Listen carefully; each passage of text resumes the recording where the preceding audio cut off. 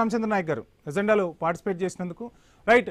ఇక రకరకాల అంశాలు ఇప్పుడు తెరపైకి వస్తున్నాయి. ముస్లిం ఓటర్లే లక్ష్యంగా చర్యలు తీసుకుంటున్నారన్న ఆరోపణలు వస్తే అటు భారతీయ జనతా పార్టీ మాత్రం క్లియర్గా చెప్తోంది, ఒక్క ఆధారం మాకు చూపించినా మేము వాటిని సరిచేయటానికి అని చెప్పి.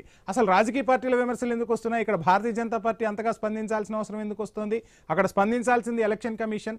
సో ఎందుకు, ఏం జరుగుతుంది అనేది మనకు నుమాన్ గారు ఏఐసిసి కోఆర్డినేటర్ మనకు జాయిన్ అయ్యారు. నుమాన్ గారు, good evening.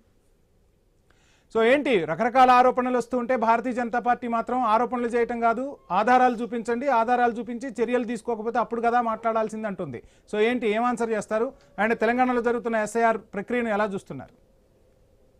Very good evening to you, Vamshi Garu, as well as na toti panel member and all the viewers. So essentially ikkada manam చూసుకుంటే SIR స్పెషల్ ఇంటెన్సివ్ రివిజన్ ఏదైతే జరుగుతుందో 2002 తర్వాత ఈ రోజు మళ్ళీ తెలంగాణలో జరుగుతుంది. సో ఒకటి విషయం అండి, క్లారిటీగా మనం చూసుకుంటే 35,000 బూత్లలో ప్రతి ఒక్క బూత్ లో దాదాపు 1,200 మందికి మించకుండా ఓటర్లు ఉండాలని చెప్పేసి ఒక కండిషన్ తీసుకురావడం జరిగింది.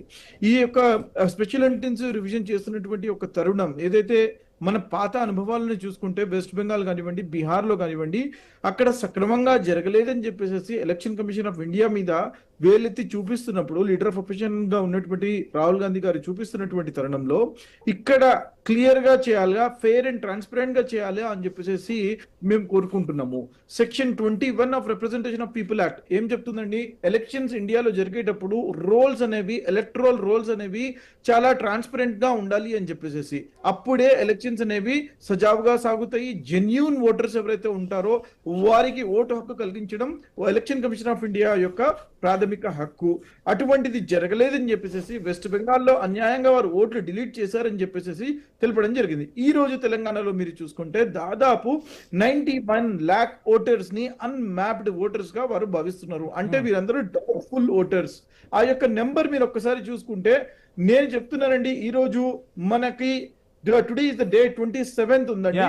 మీరు ఎప్పుడైతే మనకు ఫైనల్ రోల్ October 1st రాబోతుందో మళ్ళీ మీరు చూస్తారు 30 లక్షల ఓటర్లని వారు డిలీట్ చేయబోతున్నారు. నెంబర్ ఇప్పుడే చెప్తున్నాను నేను. ఎందుకంటే it is already A pre determined thing. Already election commission of India వారు డిసైడ్ చేసుకున్నారు ఏ రాష్ట్రంలో ఎంతమందిని డిలీట్ చేయాలి అని చెప్పేసి. దానికి అనుగుణంగా 30 లక్షల ఓటర్లని, 91 లక్ష ఓటర్లు ఏదైతే ఈ రోజు అన్మ్యాప్డ్ లిస్ట్ కింద వారు ఉంచారో దాంట్లో ఇంకొంతమందిని ఈ అపీల్ విధానం కానివ్వండి, రేపు బిఎల్ఓస్ ఇంటింటికి వచ్చి సర్వే చేసినప్పుడు వారు కావాల్సినటువంటి డాక్యుమెంట్స్. నుమాన్ గారు మీకే సమయం ఇస్తా.